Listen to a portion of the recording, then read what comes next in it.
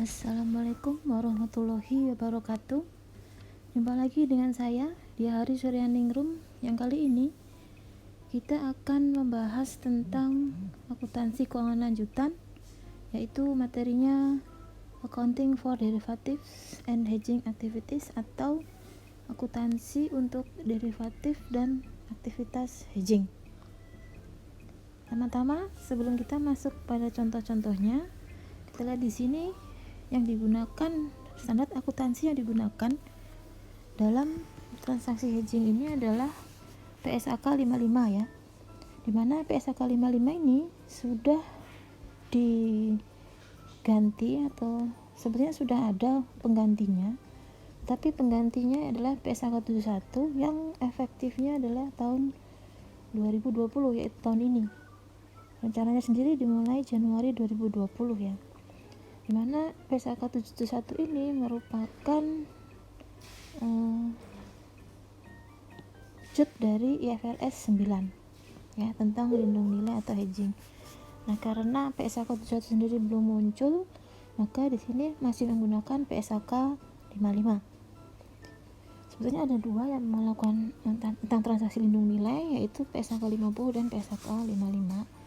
Namun yang lebih mendalam untuk membahas aktivitas dan akuntansi lindung nilai itu sendiri ada di PSAK 55 ya. Jadi akuntansi lindung nilai itu mengakui adanya pengaruh saling hapus. Jangan lupa bahwa konsep utama di lindung nilai adalah adanya pengaruh saling hapus pada laba rugi atas perubahan nilai wajar dari instrumen lindung nilai dan item yang dilindungi nilainya. Jadi ada dua hal yang harus ada dalam sebuah lindung nilai, yaitu yang pertama apa yang ingin dilindungi atau item apa yang ingin dilindungi, dan yang kedua adalah instrumen yang dilindungi. Nah, ada tiga hubungan lindung nilai.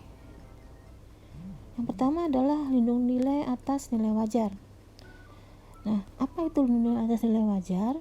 Lindung nilai atas nilai wajar itu lebih tepatnya adalah melindungi nilai terhadap eksposur perubahan nilai wajar atas aset ya, atau liabilitas yang telah diakui.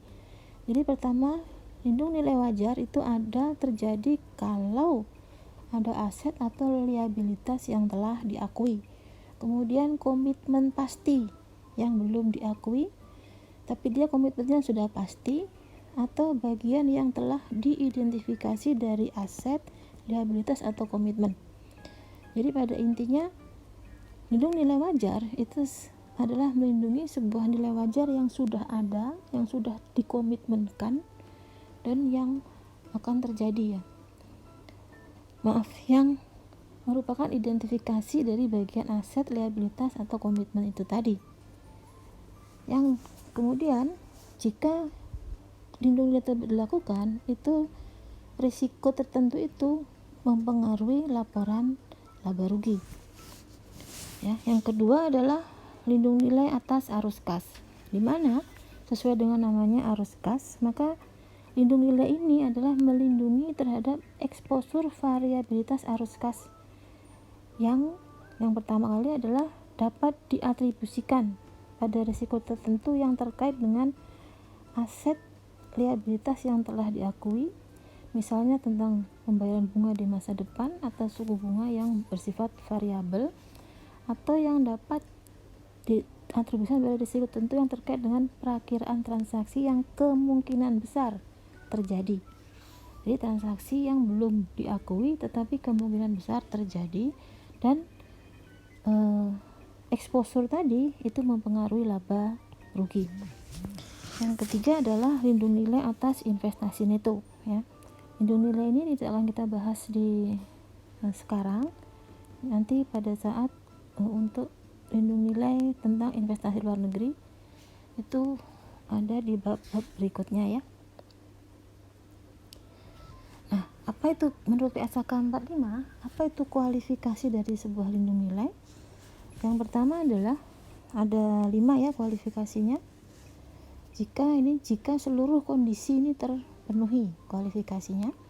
Yang pertama adalah pada saat dimulainya lindung nilai itu ada penetapan dan pendokumentasian formal. terhadap lindung nilai, tujuan manajemen risikonya yang terkait dengan strategi pelaksanaan lindung nilai, ya. Yang kedua adalah lindung nilai ini diharapkan akan sangat efektif. Jadi lindung nilai yang dilakukan harus sifatnya efektif. Efektif artinya apa? Ada terjadi saling hapus terhadap perubahan nilai wajar atau perubahan arus kas yang dapat diatribusikan pada risiko yang dilindungi nilainya dan konsisten dengan strategi manajemen risiko. Jadi kalau yang pertama ada dokumentasi dan tujuan strategis dari manajemen risiko, maka di sini strategi tujuan tadi harus sifatnya efektif. Efektif di mana terjadi saling hapus. Sedangkan kualifikasi ketiga yaitu untuk lindung nilai arus kas itu sendiri harus bersifat kemungkinan besar terjadi. Dan perubahannya terhadap arus kas itu mampu mempengaruhi laporan laba rugi. Sedangkan kualifikasi keempat adalah efektivitas dari sebuah lindung nilai itu dapat diukur secara handal, ya. Jadi nilai wajar atau kas dari item yang dilindungi nilainya itu dapat diatribusikan dengan risiko yang dilindungi nilainya, serta nilai wajar lindung nilai tersebut dapat diakui secara andal. Nah, pengakuannya secara andal itu nanti kita bahas di contoh-contohnya, ya. Kemudian yang kelima, lindung nilai itu harus bersifat berkesinambungan dan ditentukan bahwa efektivitasnya sangat tinggi. Jadi sepanjang lindung nilai tadi ternyata pada di tengah jalan tidak terjadi efektivitas yang tinggi, maka tidak bisa lagi diakui sebagai aktivitas lindung nilai. Nah, apa itu lindung nilai untuk nilai wajar? Lindung nilai wajar itu harus dicatat sebagai keuntungan atau kerugian yang berasal dari pengukuran kembali instrumen lindung nilai pada nilai wajar, ya. Yang dalam ini adalah lindung nilainya bersifat lindung nilai derivatif atau lindung nilai yang non derivatif, khususnya untuk pengaruh perubahan kurs valuta asing, dan pengakuan laba ruginya itu diakui pada laba rugi atau pada periode terjadinya risiko tersebut. Yang kedua, keuntungan atau kerugian atas item yang dilindungi nilainya itu dapat diatribusikan pada risiko yang dilindungi nilai dengan menyesuaikan nilai tercatat dari item yang dilindungi tadi. Jadi di sini yang pertama adalah ada instrumen yang lindung nilainya, yang kedua adalah ada item yang dilindungi nilainya. Yang kedua-duanya itu pengaruhnya dapat diakui dalam laba rugi. Itu adalah lindung nilai atas nilai wajar. Sementara lindung nilai atas arus kas itu dicatat sebagai bagian atau keuntungan atau kerugian atas instrumen lindung nilai yang ditetapkan lindung nilainya efektif dan diakui dalam pendapatan komprehensif lain, ya. Nah, jika kemudian bagian yang tadinya efektif menjadi tidak efektif, yang semula diakui sebagai pendapatan komprehensif lain itu harus diakui sebagai laba rugi, ya. Nah, jika sudah tidak memenuhi lindung nilai arus kas, yang dimana tadi adalah diakui sebagai komponen pendapatan komprehensif lain atau other comprehensive income, singkatan OCI, ya, other comprehensive income.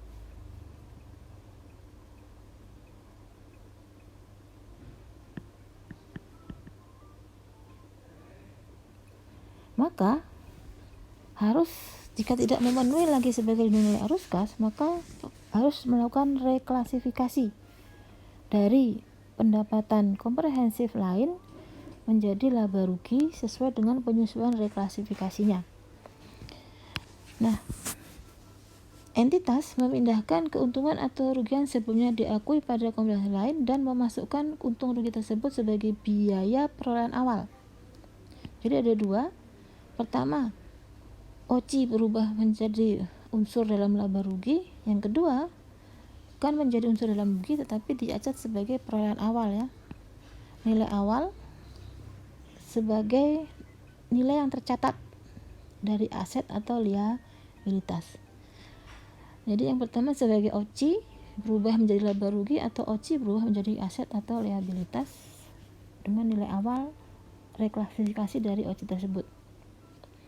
Nah, itu adalah yang diatur dalam PSAK. Untuk lebih jelasnya silahkan dibaca PSAK 55. Nah, mari kita masuk pada akuntansi untuk hedging ya. Nah, istilah hedging, akuntansi hedging itu adalah merefer atau menunjukkan pada akuntansi yang berusaha untuk mencatat perubahan nilai dari item yang dihedgingkan, hedge item, dan instrumen dari hedging itu sendiri pada periode yang sama. Jadi perubahannya, instrumennya, dan itemnya. Nah, sebuah lindung nilai dikatakan efektif, highly effective hedge ini jika secara kritis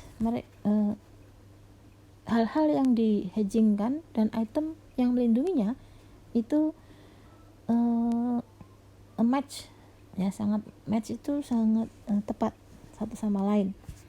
Contohnya di sini adalah dalam kasus, masih ingat tutorial saya sebelumnya yaitu tentang valuta asing.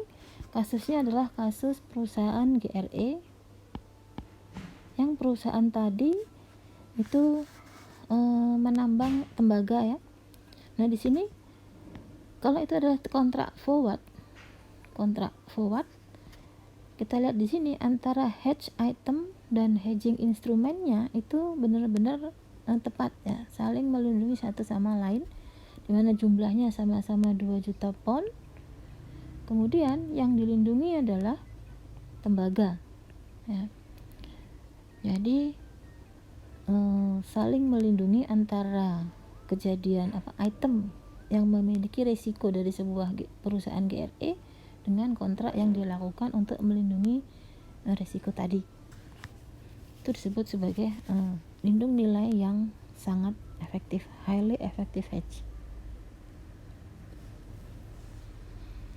Nah, ini instrumen derivatif dan hedging yang akan kita bahas kali ini itu nanti terdiri dari 3, sama ya seperti tadi, seperti di PSAK 55. Yang pertama adalah akuntansi untuk lindung nilai wajar atas nilai wajar, di mana lindung nilai atas nilai wajar ini melindungi posisi aset atau liabilitas serta posisi komitmen pembelian atau penjualan,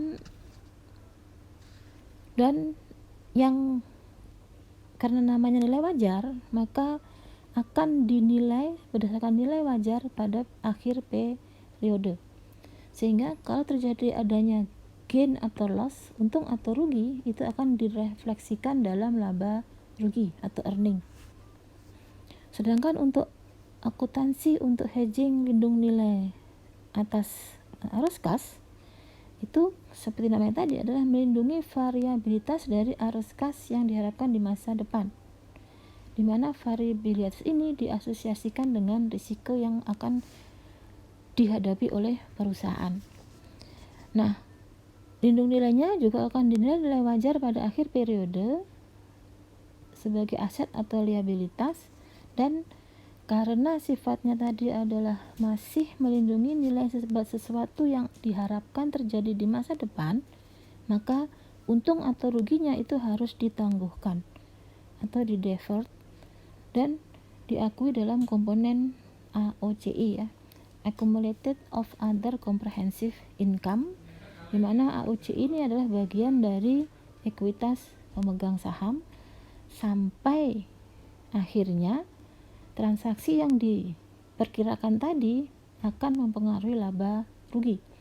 Jadi pada akhirnya ketika untung rugi tadi ditangguhkan, untung rugi tadi akan diakui ketika transaksi tadi akhirnya terjadi.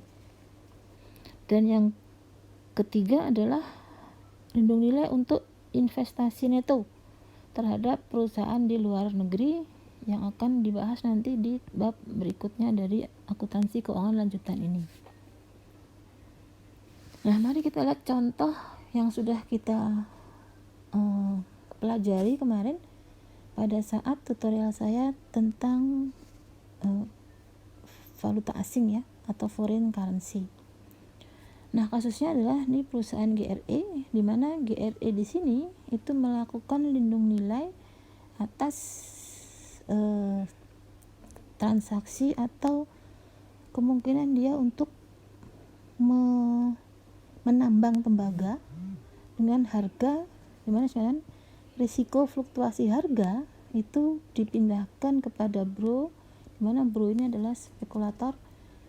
Nah, dampaknya secara ekonomis akan tampak seperti ini. Jadi ini adalah spekulator bro ya.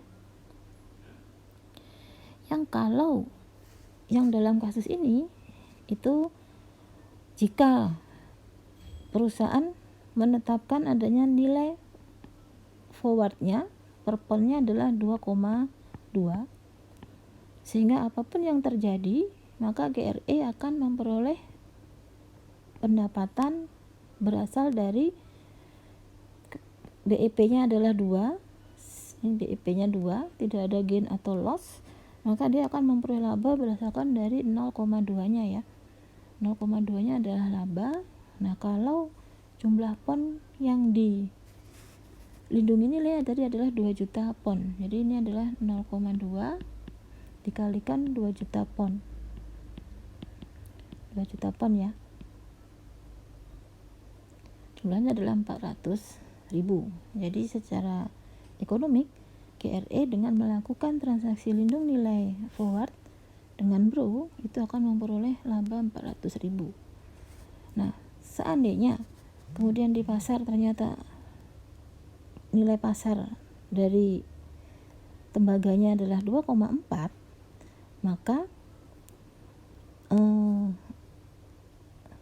GRE itu akan menjual dengan 2,4, di mana yang 0,2-nya yaitu 400.000-nya itu harus diserahkan kepada bro, karena bro itu yang akan memperoleh kelebihan dari nilai yang sudah ditetapkan yaitu 2,2.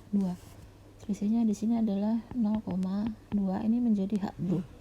Tetapi kalau ternyata harga di pasar itu turun sebesar 1,8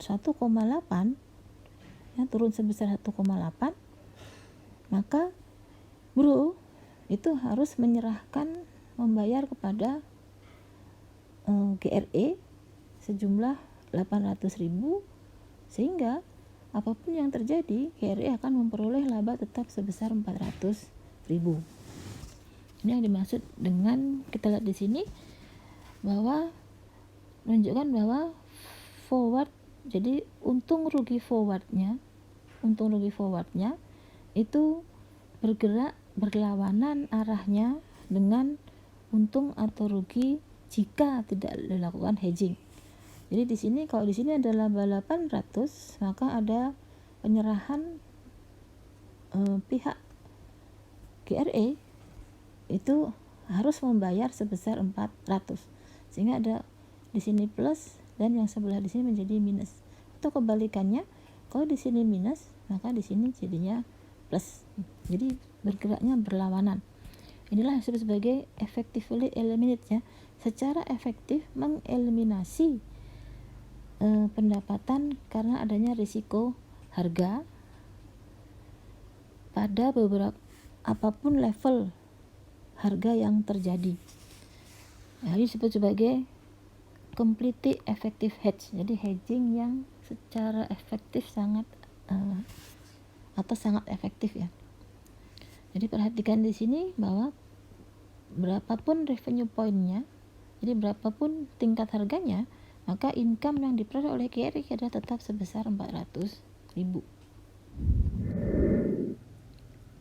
Nah, selanjutnya kontrak tadi GRE itu termasuk sebagai kontrak yang sifatnya adalah hedging untuk arus kas ya. Nah, di sini sudah saya jelaskan sebelumnya tadi bahwa GRE itu akan memproduksi dan menjual tembaga dalam jangka waktu 1 tahun ke depan, di mana biayanya adalah 2 juta untuk menghasilkan 2 juta pound produksi, membutuhkan biaya produksi sebesar 4 juta, dan GRE membuat kontrak forward dengan bro di mana kontrak tadi itu mengunci ya nilai harga jual tembaga per ponnya adalah sebesar 2,2 harga jualnya. Nah, GRE akan menjual nantinya tembaga tersebut di pasar dengan harga yang terjadi di pasar dan akan menerima atau membayar perbedaan harga jika harga pasarnya di atas atau di bawah 2,2. Tetapi GRE sendiri sudah mengunci dengan kontrak forward ini, yaitu harga jual dari tembaga adalah sebesar 2,2. Nah, karena tadi sudah dikatakan yang dikontrakkan adalah tembaga, item yang dilindungi adalah tembaga, harga jual tembaga, dan itu sudah dikontrakkan dengan nilai, jumlah, dan kondisi yang sama dengan pihak bro, maka dikatakan kontrak tadi adalah kontrak hedging yang sangat efektif. Nah, ini penandatangan kontrak sendiri dilakukan pada 1 Oktober 2016, di mana kontrak ini akan diselesaikan atau diselesaikan dalam jangka waktu 1 tahun, yaitu pada 30 September 2017. GRE di sini GRE menyiapkan laporan keuangannya secara kuartalan dan diasumsikan bahwa pada saat penandatanganan itu harga pasar dari tembaga adalah 2,2. Dengan demikian, pada tanggal terjadinya penandatangan kontrak itu tidak dilakukan jurnal atau transaksi ya. Karena tidak ada perubahan nilai, di mana yang dikontrakkan adalah 2,2, harga pasarnya 2,2, sehingga nilai kontraknya itu adalah nilai wajar dari kontrak adalah 0, tidak ada perbedaan. Nah, kemudian pada 31 Desember perusahaan itu harus mencatat, atau kamarnya would need to record, jadi harus mencatat berapa nilai estimasi kontrak tersebut, yaitu 31 Desember 2016. Nah, dalam hal ini GRE itu melaksanakan atau membuat kontrak hedge yang bersifat kontrak hedging arus kas ya. Kenapa? Karena di sini cirinya adalah GRE itu berusaha untuk mengendalikan dampak dari fluktuasi harga yang akan berpengaruh terhadap arus kas di masa yang akan datang dan akan berpengaruh terhadap penjualan. Nah, sedangkan untuk menentukan nilai wajar estimated value dari kontrak, nilai wajarnya ini rumusnya ya. Jadi rumus ini itu adalah nilai wajar itu dihitung berdasarkan jumlah nosional. Nosional itu adalah jumlah yang dikontrakkan. Dalam hal ini adalah sebesar 2,2 nilainya. Nilai kontraknya ini kurs forwardnya. Untuk nilai wajar itu kurs forward saat ini dikurangi dengan kurs forward menurut kontrak dibagi dengan 1 ditambah R pangkat T ya. R-nya adalah tarif suku bunga diskonto, sedangkan T-nya adalah periode sampai dengan kontrak berakhir. Nah, kita lihat nanti penerapan dari rumus ini. Di sini tanggal 1 Oktober pada saat ditandatangani kontrak itu tidak ada jurnal ya, tidak ada pencatatan.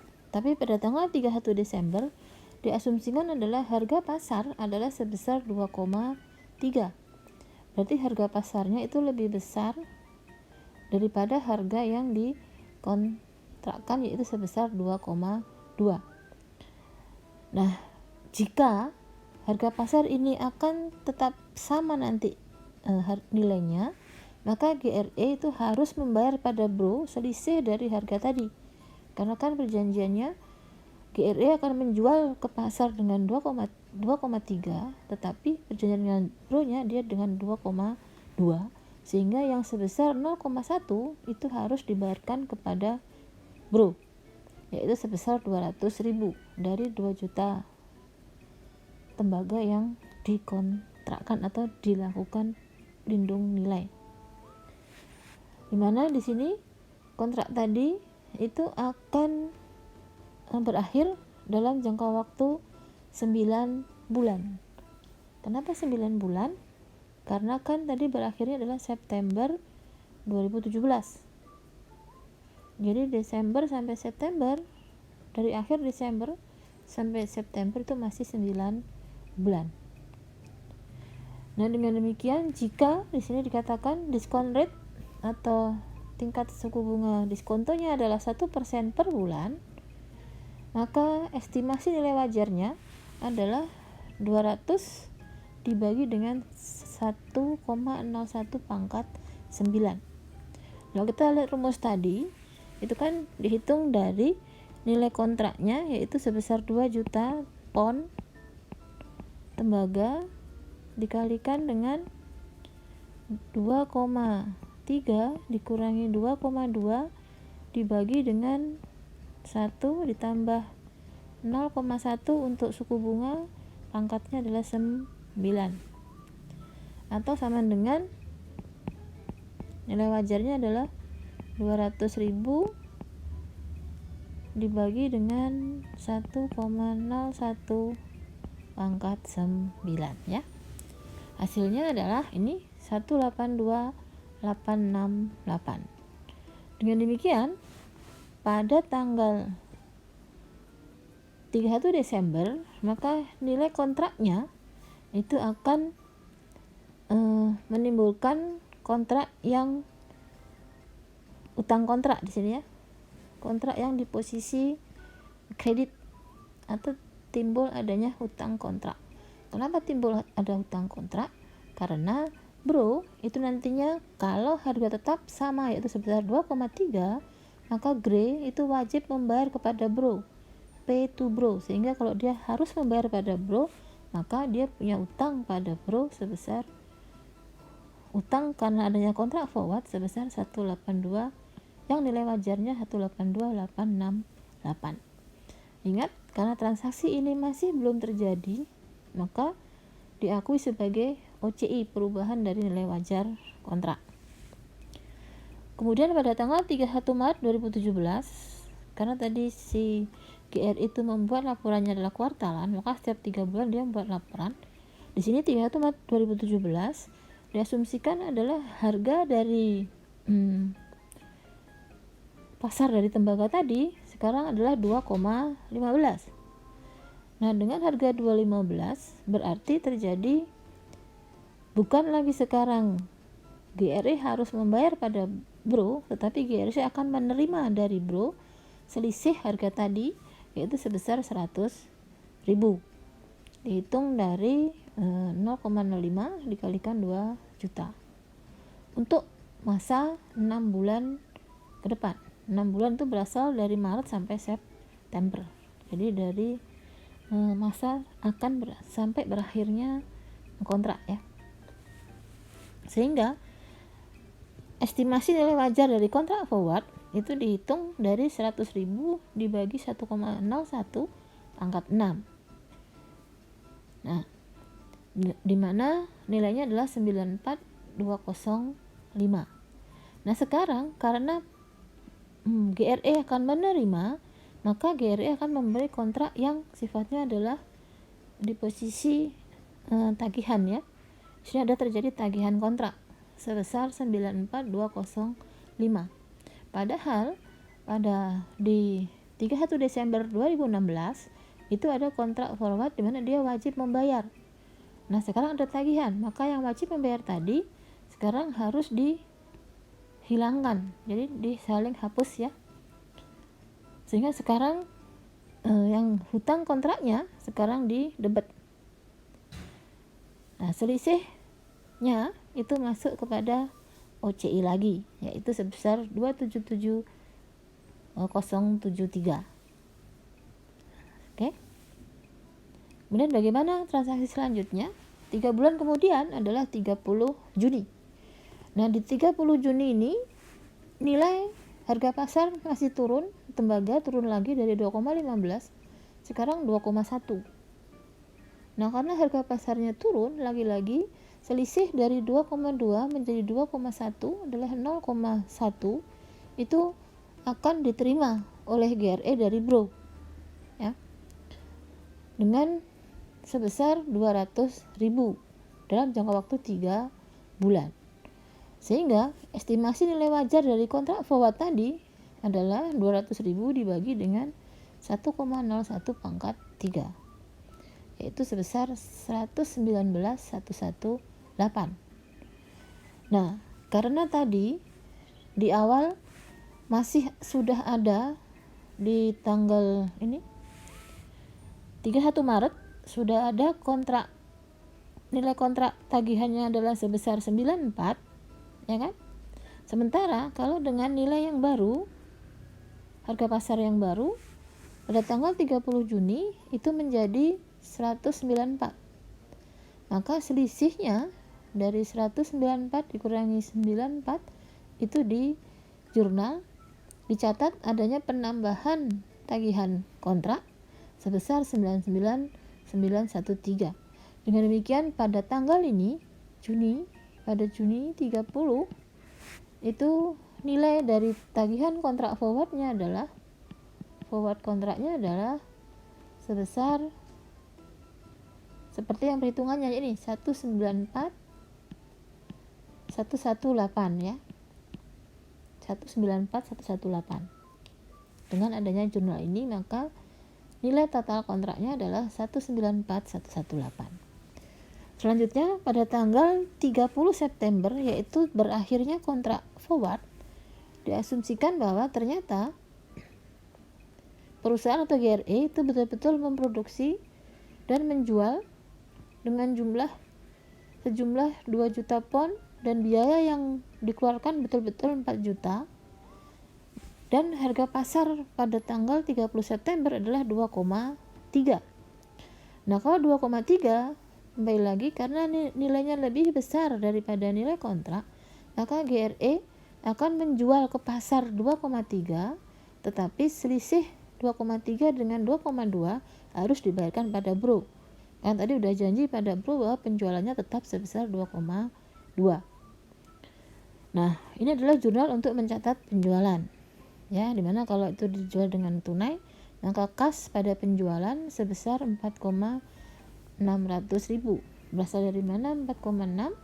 Yaitu berasal dari harga jual sebesar 2,3 dikalikan dengan jumlah pon yang dijual. Tembaganya adalah 2 juta pon. Sehingga nilainya adalah 4,6 ya. Kemudian CGS-nya HPP pada persediaan adalah 4 juta, ini biaya yang dikeluarkan 4 juta. Nah, pada saat ini adalah jurnal untuk transaksi penjualan, ini untuk penjualannya. Maka ini adalah jurnal untuk penyelesaian kontraknya. Ya, settlement, penyelesaian dari kontrak forward. Dimana penyelesaiannya tadi adalah penjualannya, kan penjualannya harusnya cuma 2,2 toh, yaitu 2,2 yaitu 4,4 ya. Karena di sini sudah catat penjualan sebesar 4,6, maka dikurangi penjualan sebesar 200 sehingga sekarang total nilai penjualannya adalah 4,4. Sama seperti yang tercantum dalam nilai kontrak yaitu sebesar 2,2 per pon. OCI-nya jangan lupa OCI juga harus ditutup. Kenapa? Karena sekarang sudah berakhir kontraknya ya, sehingga OCI yang berkaitan sama kontrak forward itu juga harus diselesaikan. Tadi saldo OCI adalah sebesar 194.118, maka saldo ini kemudian di debit 194.118 dan kas ini diserahkan kepada Bro ya, karena sudah janji dengan Bro bahwa penjualannya hanya 2,2. Nah, kontrak forwardnya saldonya sebesar 194.118 juga diselesaikan. Karena sekarang kontrak forwardnya adalah dalam bentuk piutang ya.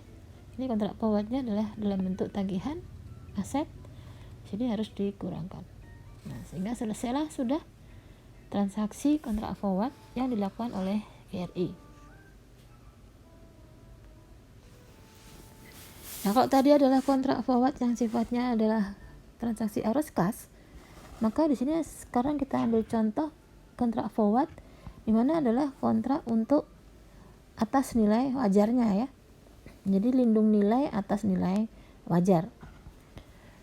Nah, di soal ini dikatakan ini sebuah perusahaan itu adalah memproduksi minyak, yaitu perusahaan namanya WAF ya. WAF memproduksi minyak, di mana WAF itu membeli minyak mentah dari berbagai produser dan kemudian memprosesnya lebih lanjut dan menjualnya kepada wholesaler, distributor minyak ya, gasoline.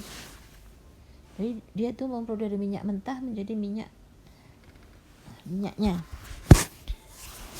Nah, biasanya WAF itu ketika dia setelah membeli minyak mentah, itu dia akan langsung memproduksinya ya. Tetapi karena adanya ini some factory breakdown, jadi karena ada masalah tutupnya pabrik, maka saat ini si WAF itu punya 100.000 barrel yang belum bisa diproses ya. Prosesnya belum bisa dilakukan karena something wrong di pabriknya, dan akan diproses nanti 6 bulan kemudian setelah pabrik tadi bisa selesai dibetulkan dan bisa dilakukan produksi. Nah, untuk menjaga agar nilai dari minyaknya tadi itu tetap tidak mengalami perubahan yang banyak, atau menjaga nilai dari 100.000 barrel minyak, maka di sini WAF melakukan perjanjian kontrak forward untuk menjual. Jadi kalau dia nggak bisa memproduksi sampai 6 bulan kemudian tidak bisa memproduksi, maka WAF akan menjual 100.000 barrelnya dengan harga 90 per barrel dalam jangka waktu 6 bulan. Nah, kontrak ini akan diselesaikan secara neto. Selesai neto artinya adalah selisih dari kontrak itu akan dibayar atau diterima oleh WAF pada saat berapa nilainya pada saat kontrak tadi selesai. Nah, nilai buku dari minyak saat ini adalah 86 dolar.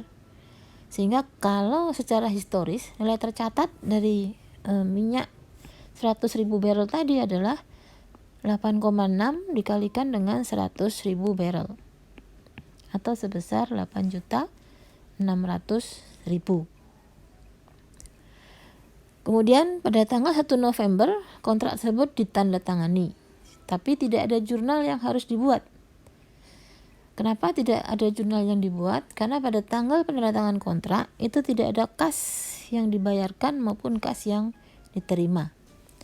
Dan kontrak itu akan jatuh tempo pada 30 April 2016. Itu dimulai dari 1 November sampai akhir April. Itu adalah selama 6 bulan. Kemudian di 31 Desember ternyata harga pasar dari minyak mentah tadi adalah sebesar 92 per barrel.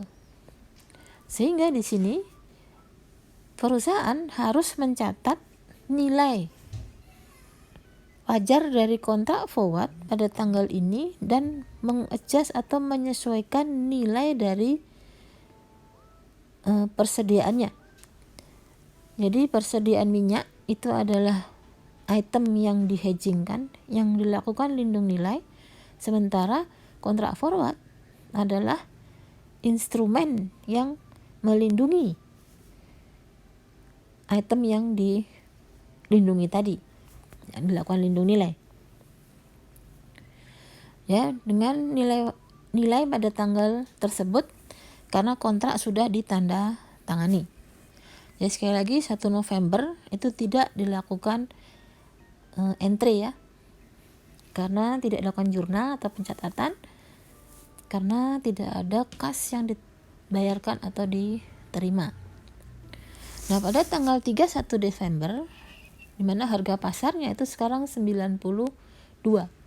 Nah, karena harga pasar 92 padahal kontrak tadi adalah diperjanjikan sebesar 90, maka terdapat selisih 2, di mana selisih 2 ini harus dibayarkan kepada pihak spekulator atau pihak yang membuat kontrak. Jadi WAF harus membayar. Dengan demikian, maka kontrak forward tadi akan menimbulkan adanya kewajiban. Jadi P, karena dia harus membayar, maka ada kontrak forward yang sifatnya berkewajiban atau hutang kontrak. Nilainya adalah 192.196, dihitung dari ini kontraknya adalah 200 tadi berapa tadi ya? 100.000 barrel ya, 100.000 barrel, di mana 100.000 barrel tadi, jadi kalau kita pakai rumus itu tadi kan, notionnya adalah 100.000 barrel, jumlah yang dikontrakkan ini 92 dikurangi 90 dibagi dengan 1 plus, dikatakan di sini diskon rate-nya adalah 1%, berarti 0,1,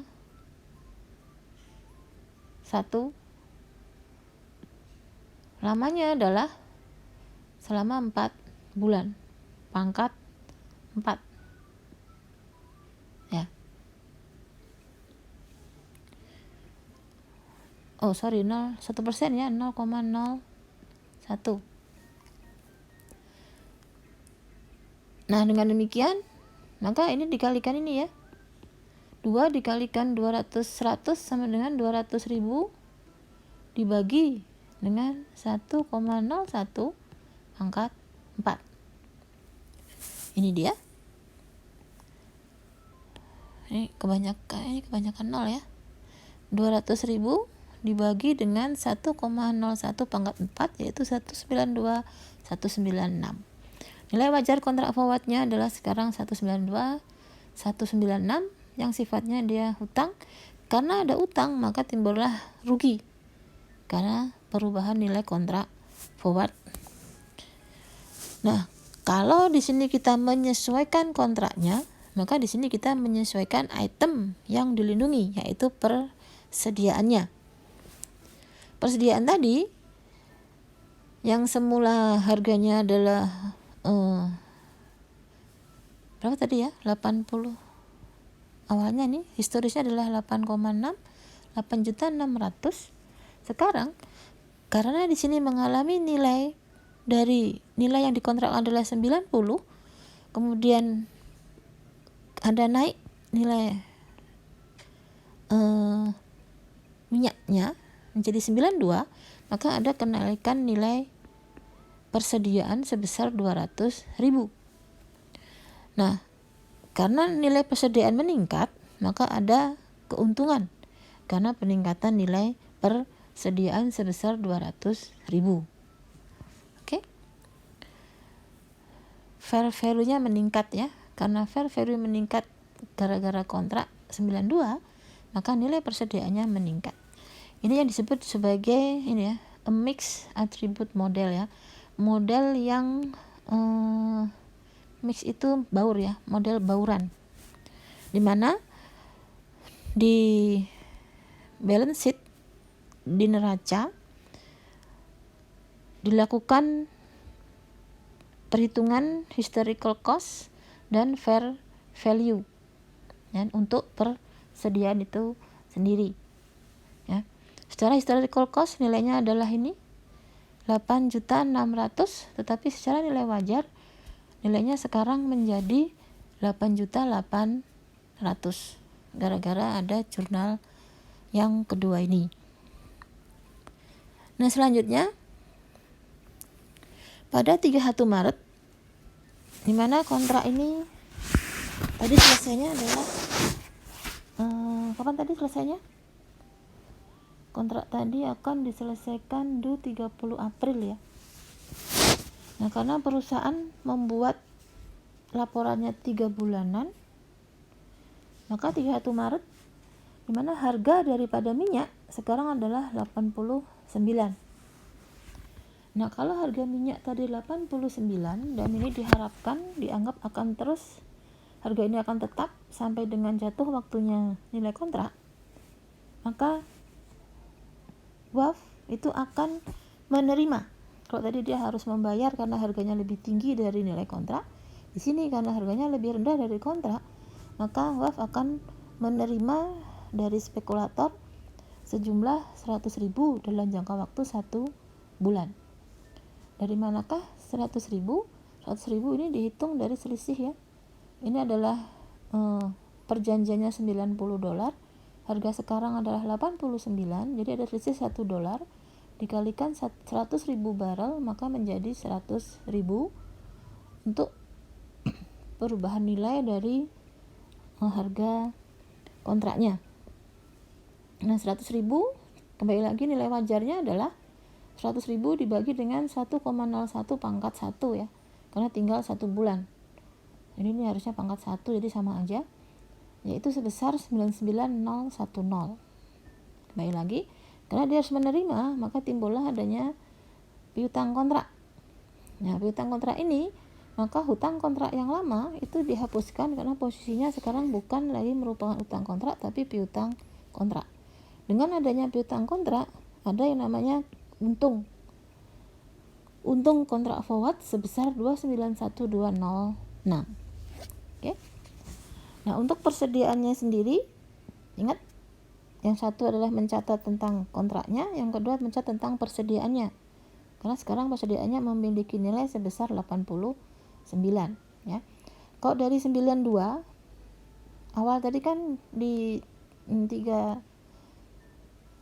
Desember itu nilainya 92 dan sekarang nilainya menjadi 89, maka ada penurunan nilai persediaan yang nilainya menurun sebesar 300.000, yaitu 100.000 dikalikan dengan 3 penurunan nilainya, jadi ada rugi di persediaan sebesar 300.000. Dan demikian sekarang nilai buku dari persediaan menjadi 8,5. Ini di sini 8,8 31 Desember, pada 31 Maret itu dikurangi dengan 300, sekarang menjadi 8,5. Atau dari nilai bukunya sebesar 8,6 sudah di jurnal di 31 Desember dan sekarang di jurnal di 31 Maret. Oke. Nah, pada tanggal penyelesaian kontrak, ini adalah berakhirnya kontrak itu setelnya diselesaikan ya 30 April. Harga pasarnya adalah 87,5.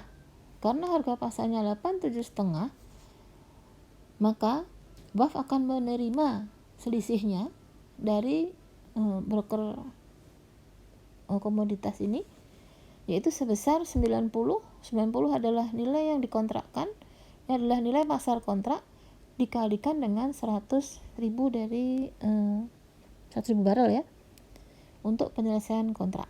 Jadi ini jurnal yang pertama adalah mencatat untuk penyelesaian kontrak. Nilai kontraknya adalah perusahaan akan menerima kas sebesar 250.000. Kemudian jangan lupa forward kontraknya berakhir, harus ditutup, dan selisihnya itu masuk sebagai laba dari kontrak forward sebesar 150.990.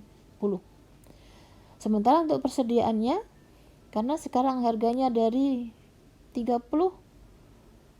ini dari 31 Maret 89 semula sekarang menjadi 87,5, maka kembali lagi ada penurunan nilai. Karena nilainya menurun, maka inventorinya nilainya berkurang sebesar 150.000. Ya, ini perhitungannya, dan ada rugi persediaan sebesar 150.000. Jadi, kalau kita summary-kan, kalau kita ringkas efek hedging terhadap earning atau terhadap laba rugi, maka akan tampak seperti ini. Untuk persediaan, ingat ya, karena ini adalah persediaan ini adalah yang dihedgingkan, item yang dihedgingkan, sementara kontrak forward adalah instrumen yang melindungi persediaan tadi. Di Desember, 31 Desember persediaannya di-adjust 200, kemudian Maret dikurangi 300, April ini juga berkurang lagi 150, maka ada perubahan sebesar 250 rugi ya. Sementara adjustment untuk kontraknya adalah 192 dan seterusnya, ini sesuai dengan jurnal-jurnal tadi, total nilainya adalah 250. Perhatikan di sini bahwa antara yang dihedgingkan dengan instrumennya itu terjadi saling hapus ya.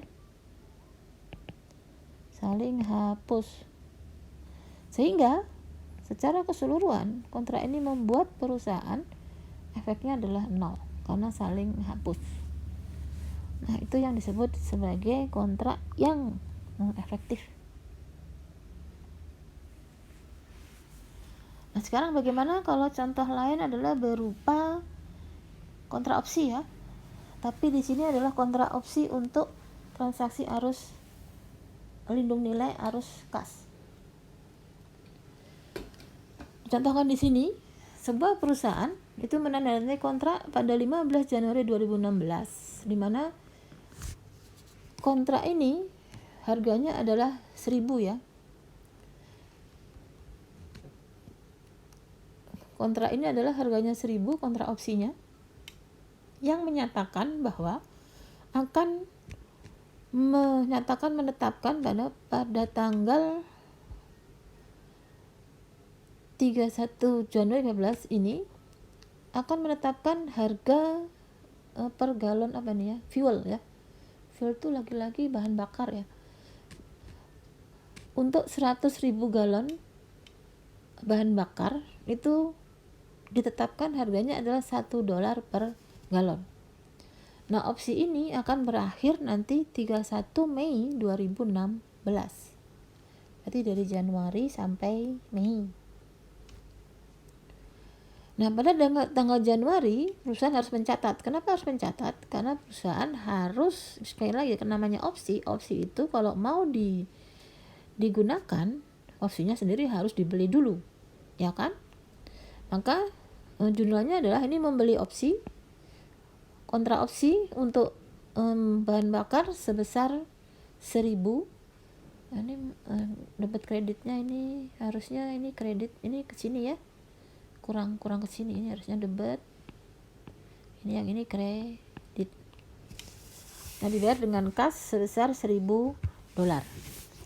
Nah, pada tanggal 31 Maret 2016, kenapa dilakukan adjustment? Sekali lagi karena perusahaan juga membuat laporan selama 3 bulanan atau laporan kuartalan ya, setiap 3 bulan. Nilai pasar dari minyak bahan bakar tadi adalah sekarang 1,25. Oleh karena itu ada kenaikan yang ditetapkan tadi kan cuma $1 ya. Sekarang ada laba sebesar 0,25, yaitu 1,25 dikurangi kontraknya sebesar 0,25. Sehingga kontrak opsinya itu mengalami peningkatan, yaitu sebesar ini ya, hitungannya dengan menggunakan present value, nilai sekarang, jika diskon rate nya adalah 6% setahun atau 0,5% sebulan. Maka seperti tadi nilai pasarnya ini ya, rumusnya adalah sebesar 25 dibagi dengan 1,005 pangkat 2. Pangkat 2 ini karena Maret ke April ya. 31 Maret tadi berakhirnya kontrak kapan? Oh, Mei, Maret ke Mei. Jadi 2 bulan. April, Mei 2 bulan. Jadi ada 2 bulan. Maka nilainya sekarang adalah 24752. Nah, karena tadi semula sudah didebet 1.000 untuk menjadi 24, maka didebet lagi sebesar 23752. Sehingga total nilainya itu sama dengan perhitungan berdasarkan nilai wajar atas kontrak opsi. Nah, kemudian pada tanggal 31 Mei perusahaan itu membeli, ternyata sekarang harga pasar dari minyak per galonnya adalah 1,3. Akibatnya apa? Perusahaan akan menerima pembayaran karena dari opsi kontrak atas perbedaan harga, ya. Jadi dia beli, perusahaan akan membeli dengan harga 1,3, yaitu 1,3 dikalikan 100.000. Ini hitungannya ya, 1,3 dikalikan dengan 100.000 galon. 100.000 galon bahan bakar, dan akan membayar kas sebesar 130.000. Nah, selisihnya itu tadi, karena kan janjinya dia akan hanya membayar 100.000 saja, maka selisihnya tadi akan diterima sebesar kas 30.000. Ini selisihnya ya, 1,3 dikurangi 1 dikalikan 100.000. 1,3 kali 1 dikurangi 1, maaf. Dengan 100.000 dapat 30. Nah, jangan lupa opsi kontraknya tadi itu adalah sekarang berakhir. Tadi sudah, ini semula bersaldo debit sebesar 42, ini bersaldo debit sebesar 24.752, maka sekarang dikredit 24.752 untuk menutup, dan selisihnya itu adalah OCI, ya. Nah, kemudian kapan OCI ini kemudian dihapuskan? OCI ini dihapuskan ketika perusahaan sudah menggunakan persediaan tadi, ya.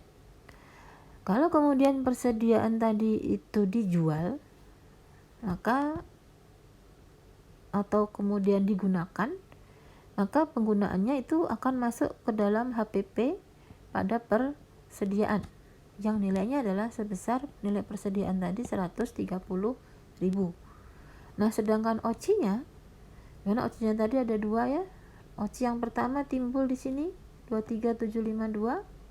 OCI yang kedua 5248. Ini dicatat sebagai OCI ini dibebankan pada laporan laba rugi dengan pembebanan HPP-nya. Sehingga jurnalnya adalah OCI pada HPP. Pembebanannya pada HPP, ya. Sehingga HPP untuk produksi minyak ini akan berkurang sebesar 29.000. Nah, selanjutnya adalah contoh tentang hedging untuk masih tentang arus kas tetapi menggunakan kontrak future, ya. Contohnya di sini adalah pada tanggal 1 Desember 2016 sebuah perusahaan utilitas itu masuk ke dalam sebuah kontrak future untuk membeli 100.000 barrel minyak yang akan dikirimkan pada 31 Januari 2017. Nah, di mana harganya adalah ditetapkan berdasarkan kontrak future ini sebesar 1,4007 dolar per galon. Jadi di sini harganya per galon, tetapi yang dibutuhkannya adalah 100.000 barrel. Nah, minyak ini itu dipasarkan di NYMEX, yaitu sebuah pasar komoditas, di mana di pasar ini diperdagangkan kontrak future itu adalah berdasarkan satu kontrak terdiri dari 1.000 barrel, di mana masing-masing kontrak ini merupakan atau meliputi 42.000 galon per barrel. Nah, oleh karena perusahaan utilitas ini membutuhkan 100.000 barrel, maka dia harus membeli 100 kontrak. Kenapa? Karena untuk setiap kontrak, yaitu 100 kontrak, itu terdiri dari 1.000 barrel, sehingga total nantinya yang harus diperoleh adalah 100.000 barrel. Oke? Sehingga dia harus punya 100 kontrak. Nah, harga untuk per kontraknya adalah $100.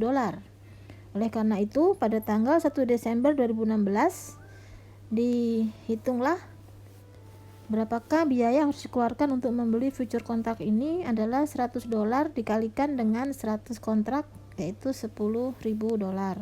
Jurnalnya adalah kontrak future pada kas sebesar 10.000.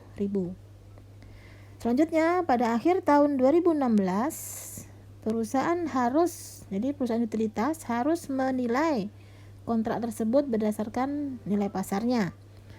Nah, laporan di NYMEX harga pasarnya adalah sekarang 1,4050 per galon. Harga pasarnya ini mengalami peningkatan ya, karena tadinya 14007 menjadi 14050. Nah, oleh karena nilai kontraknya meningkat, maka future kontraknya akan bertambah nilainya, yaitu sebesar selisih dari harga antara harga pasar dengan harga kontrak dikalikan dengan item yang di hedgingkan. Kenapa 4.200.000? Karena tadi dikatakan adalah terdiri dari 42.000 galon per barrel, dimana dibelinya adalah 100 barrel, sehingga ada 4.200.000 galon. Jurnalnya adalah karena meningkat nilai kontraknya, maka ada OCI yang harus diakui. Ini OCI diakui ya, sebesar 18.060. Selanjutnya, ketika pada tanggal selesainya kontrak 31 Desember, ternyata nilai dari kontrak future ini adalah sebesar 13995. Nah, perusahaan itu membeli di pasar sebesar 100.000 barrel, yaitu 4.200.000 galon dengan harga 13995 dikalikan 4.200 galon atau sejumlah 5.877.900 ya. Nah, kita sebelumnya perusahaan harus menilai dulu, karena pada tanggal 31 Januari perusahaan membeli tapi belum menggunakan pembelian tersebut untuk kegiatannya, sehingga di sini harus menilai ulang kontrak future-nya, menilai berdasarkan harga pasar, maksud saya, bukan menilai ulang, dimana dengan harga penurunan tadi yaitu 13395 terakhir pada tanggal 31 Desember 2016. Di sini yang tahun lalu nilainya adalah 14050, sehingga selisihnya terjadi penurunan nilai kontrak future dikalikan dengan 4.200.000 galon, itu adalah sebesar 23.100. Nah, karena nilainya menurun, maka future kontraknya berkurang di kredit sebesar 23.100 dan OCI-nya didebet sebesar 23.100. Oleh karena itu, kalau kita melihat dari jurnal awal sampai terakhir nilai future kontraknya, ini saldo dari future kontrak itu adalah 10.000 awal ketika membeli, kemudian ada penambahan nilai, dan kemudian ada pengurangan nilai karena menyesuaikan dengan harga pasar, sehingga sekarang future kontraknya bersaldo debit sebesar 4.960. Sedangkan OCI-nya pada 31 Desember ada peningkatan OCI, ada untung, kemudian pada 2017-nya ada rugi, sehingga sekarang OCI-nya adalah bersaldo. OCI itu kalau rugi itu bersaldo apa ya? Debit juga ya, bersaldo debit. Oke. Nah, bagaimana penyelesaian dari transaksi ini? Nah, perusahaan pada akhir periode kontrak, di sini perusahaan akan membayar kepada pihak future kontraknya sebesar 4.960, karena tadi sisanya tadi adalah ini 4.960. Bukan membayar ya, karena ini nilai kontraknya itu menjadi lebih rendah, sehingga perusahaan akan menerima dari future kontrak sebesar 4.960. Jurnalnya adalah kas pada kontrak future, atau pada intinya jurnal ini adalah untuk menghapus kontrak future yang sekarang sudah diselesaikan ya. Sedangkan perusahaan membeli dari pasar dengan harga pasar yaitu yang lebih rendah tadi sebesar 1.3995 dikalikan dengan 4.200.000 galon. Di jurnal persediaan pada kas sebesar 5.877.900. Jadi ini untuk mencatat pembelian. Selanjutnya, pada akhir periode, jumlah tadi yang masih ada OCI, tadi kan masih sisa OCI sebesar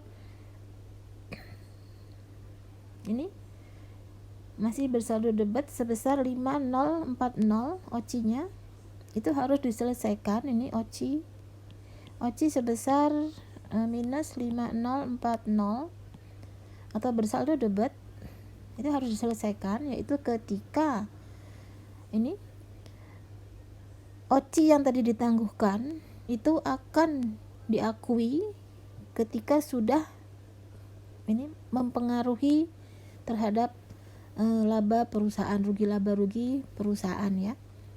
Nah, dalam hal ini terjadi adalah ketika perusahaan itu menjual produknya, di mana produknya dijual dengan harga 8.400.000. Oleh karena itu, sekarang nilai dari OCI tadi dibebankan, ini charge dibebankan dalam laporan laba rugi sebagai HPP, yaitu OCI yang tadi bersaldo debit sekarang OCI-nya dikredit ya, supaya menghilangkan OCI yang bersaldo debit dengan membebankannya pada CGS, sehingga sekarang CGS perusahaan akan bertambah sebesar nilai OCI-nya yang bersaldo debit. Itu kenapa kemudian dikatakan laba rugi perusahaan yang semula ditangguhkan sebagai OCI sekarang diakui dalam laporan laba rugi sebagai pembebanan HPP. Nah, selanjutnya adalah contoh untuk lindung nilai, yaitu atas nilai wajar ya, atau fair value hedge.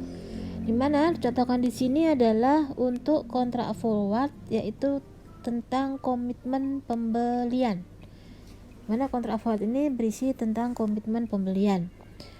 Diasumsikan pada tanggal 1 Januari 2016 sebuah perusahaan itu setuju atau membuat persetujuan untuk membeli 100.000 liter minuman dari sebuah pabrikasi untuk jangka waktu 6 bulan ke depan, yaitu pada 30 Juni 2016 dengan harga $15 per liter minuman.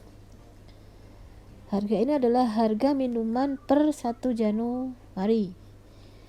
Nah, untuk ini agar perusahaan dapat mengambil keuntungan dari sebuah perubahan harga karena adanya perubahan harga di pasar, maka perusahaan ini kemudian membuat perjanjian dengan spekulator yang semula, yaitu kalau perusahaan tersebut melakukan sebuah komitmen pembelian, maka sebetulnya harga belinya sudah disepakati sebesar $15 per liter. Tetapi dalam hal ini perusahaan ingin melakukan perubahan di mana dia masuk ke dalam sebuah perjanjian dengan pihak spekulator untuk nantinya melakukan pembayaran untuk secara variabel dengan menggunakan kontrak forward yang fix, yang tetap dengan spekulator, di mana harga tetap itu disepakati sebesar harga yang sama, yaitu $15 per liter. Nah, di sini dikatakan bahwa sebetulnya perusahaan ini sudah membuka atau membuat elemen tetap dari sebuah transaksi komitmen menjadi elemen yang tidak tetap.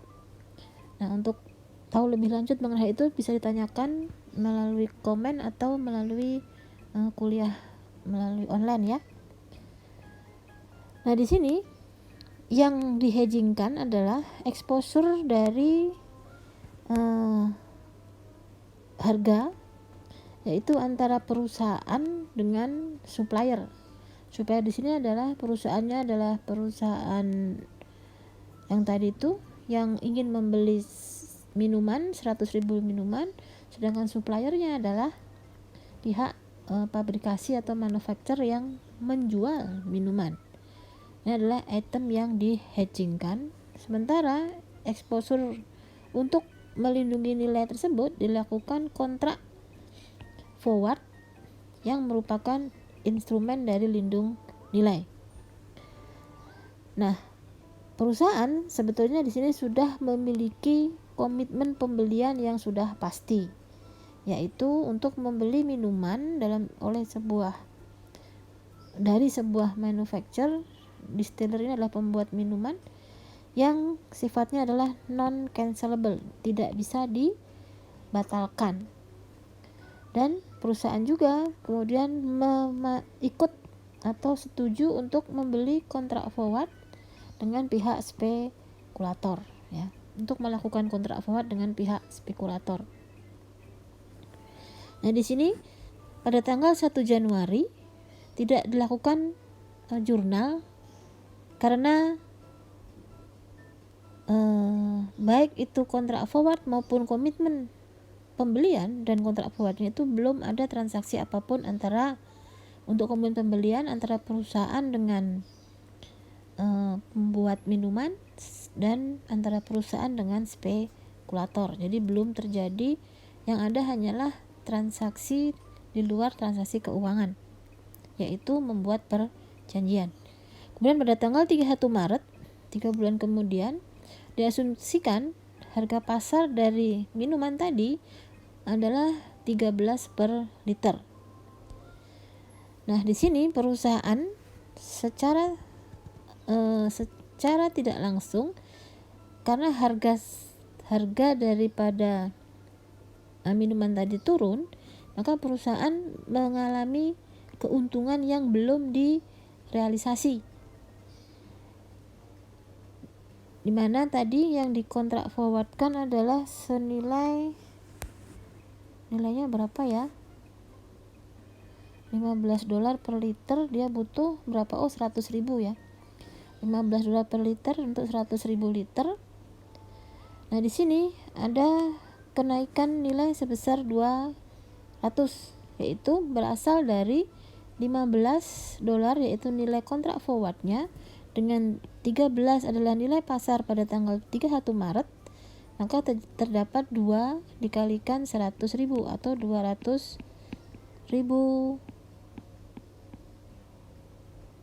Ada 200.000 keuntungan yang belum direalisasi.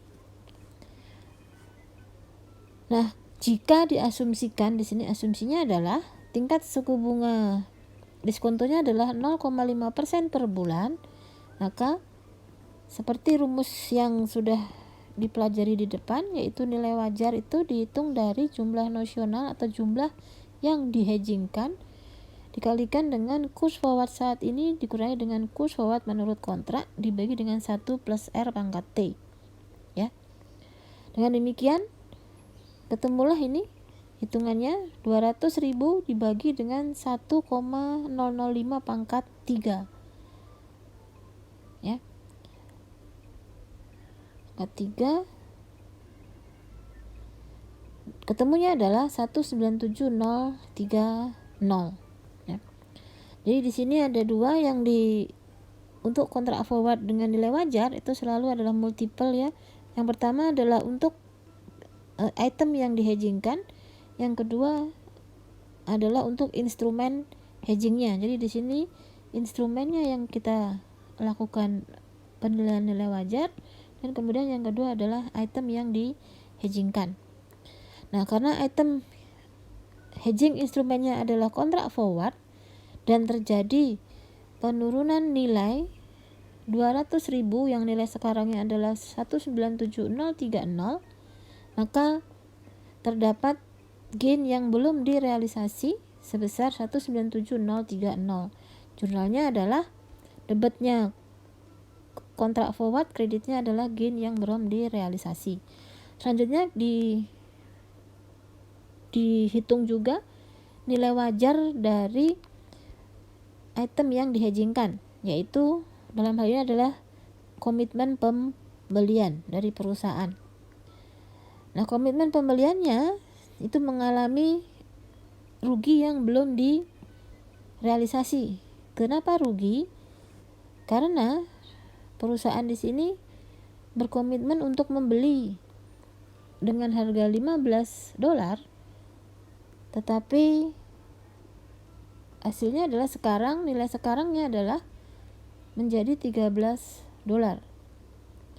Maka seperti biasa dalam sebuah transaksi hedging itu selalu terjadi ini yang berlawanan ya, yang saling hapus.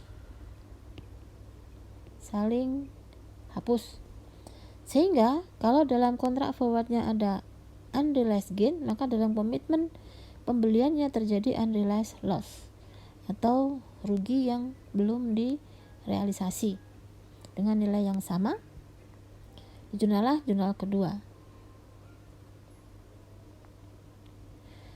Kemudian pada tanggal 30 Juni di mana kedua kontrak tadi bisa diselesaikan atau disettle berdasarkan harga pasar, dan harga pasarnya sekarang adalah 14,5, maka jurnalnya adalah sebagai berikut. Jurnal yang pertama ini adalah jurnal untuk penyelesaian kontrak forward. Jurnal yang kedua adalah jurnal untuk penyelesaian persediaannya ya. Maksud saya bukan persediaan tapi penyelesaian dari komitmen pembelian yang sekarang sudah dilakukan pembelian karena sudah jatuh tempo. Nah, jurnal yang pertama adalah perusahaan akan menerima kas dari spekulator sebesar 50.000. Dari mana 50.000 ini?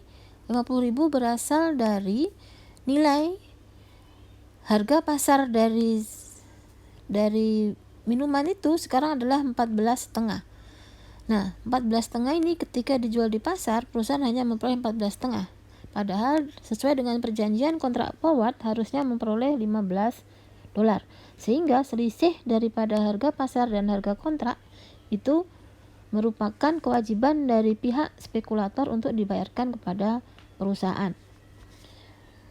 Nah, oleh karena itu sekarang ada kas sebesar 50.000. Ini adalah selisih 15 dikurangi 14,5 nilai pasarnya. Yang di-hedgingkan adalah 100.000 liter dari minuman. Nilainya adalah 50.000. Jadi terima kas di debit. Kemudian jangan lupa, karena ini adalah penyelesaian kontrak forward, maka saldo terakhir dari kontrak forward adalah 197.030. Itu dari mana saldonya? Ini di 31 Maret nilai daripada kontrak forwardnya adalah 197.030.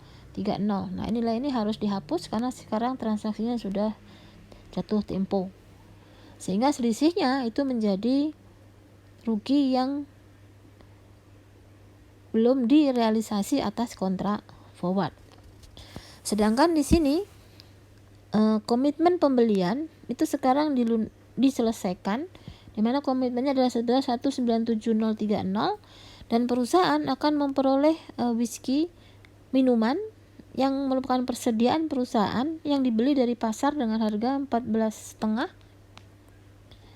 ya kan, sehingga dia akan nilai persediaan adalah 1.450.000 dan kemudian perusahaan harus membayar sebesar 1,5 karena dia tadi harus sesuai dengan kontrak, dia harus membayar berdasarkan kontraknya. Oleh karena itu selisihnya terjadilah unrealized gain sebesar 147.030. Nah, kelihatan di sini, maka masing-masing rekening akun dari komitmen pembelian dan akun dari kontrak forward ini saling hapus. Begitu juga dengan laba rugi yang belum direalisasi juga terjadi saling hapus juga, ya kan? Yang satu di debit, yang satu di kredit. Jadi ada saling hapus. Demikian penjelasan tentang akuntansi lindung nilai. Selanjutnya jangan lupa untuk mengerjakan tugas PPT ini untuk menguji apakah sudah memahami materi lindung nilai. Dan jika ada pertanyaan, silakan tulis di komen. Moto kita hari ini adalah develop your character so that you are a person of integrity. Artinya, kembangkanlah karakter saudara sehingga saudara menjadi orang yang berintegritas. Sampai di sini paparan saya untuk materi indung nilai bagian pertama, dan wassalamualaikum warahmatullahi wabarakatuh.